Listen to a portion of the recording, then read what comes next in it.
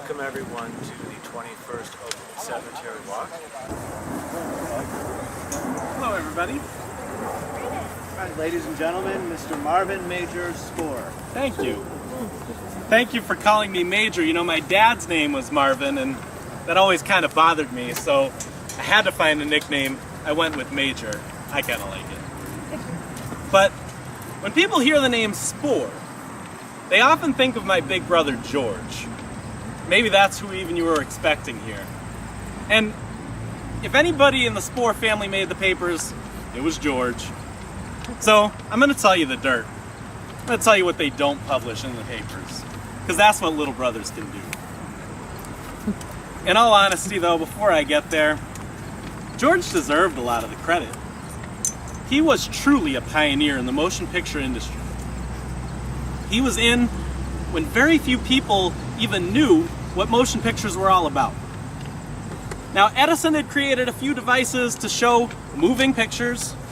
People before him had tinkered with it. But before I could walk, my brother George was working on a project with Edward Ahmet, and together they made an even better projector.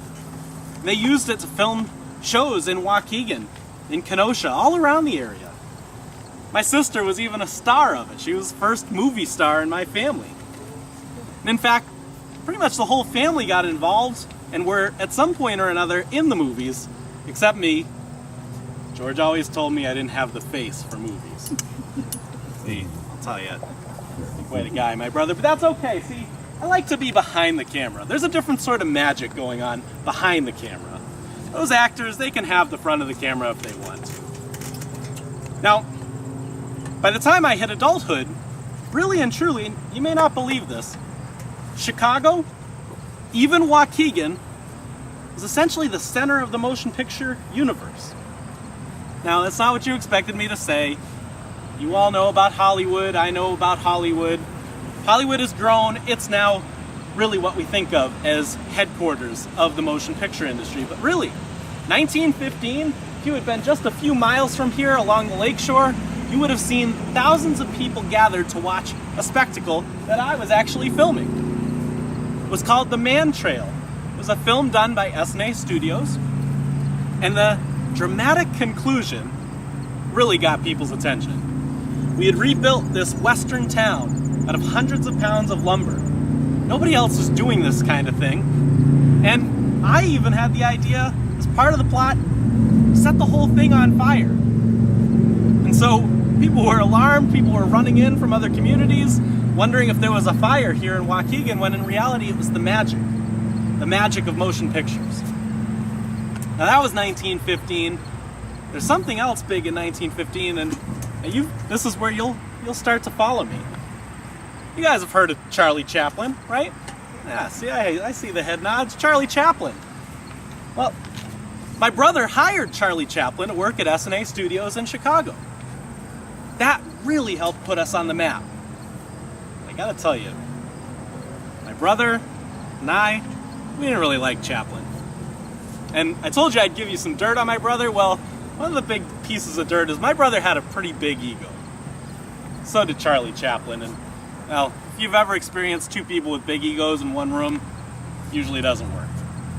And so Chaplin actually left S&A Studios in Chicago, and we weren't even that sad to see him go. So we thought we were okay. We thought we were doing pretty well. In fact, the Spoor family, my family, we loved it at S&A. But you know, in life, things happen. You don't expect them. The United States got itself involved in the Great War raging in Europe. I went over to serve. Duty called. Things changed. In fact, I was alarmed when my brother wrote me and said he was closing S&A. This place was larger than life. I couldn't believe it. And when we came back, there was even more sad news. As the country was celebrating a victory in the Great War, I was told of an accident involving my brother Robert, and he fell from a balcony as he was working in the movie process. So we really had some hardship after so much success. And the movie industry was changing. It was changing fast. I know you all take this for granted, There's been talking going on in movies now for decades. It was a new thing for us. We were silent filmmakers. Talkies? We didn't even think they would last, to be quite honest. We thought it was just a fad. But sure enough, it did last. And that's one thing you have to do in the movie industry. You've got to keep up with the changes. So here's what George and I did. We experimented with something we called natural vision photography. Now here's the deal. You could see things as if they were really in front of you. And no one liked it. It didn't catch on. We didn't get it. And then, this is the worst part. You guys know this process. It's called 3D. Now it's big. Let me tell you, you guys look ridiculous in those glasses. George and I had created a process. You could use your own eyes. You could see the same thing. That's how things go sometimes. But I will say, I'm really proud of my family.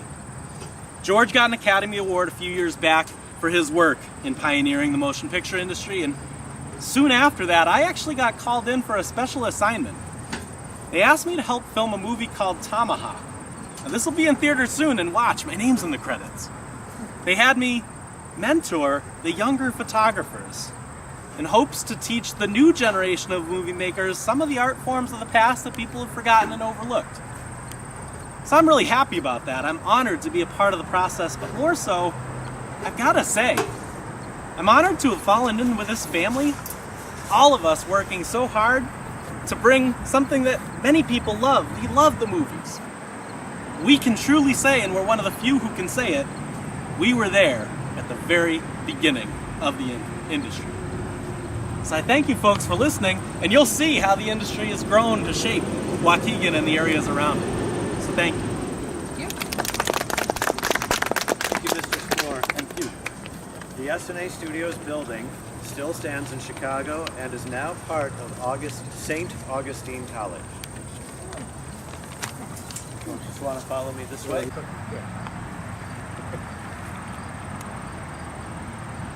It's been here since the mid-1850s.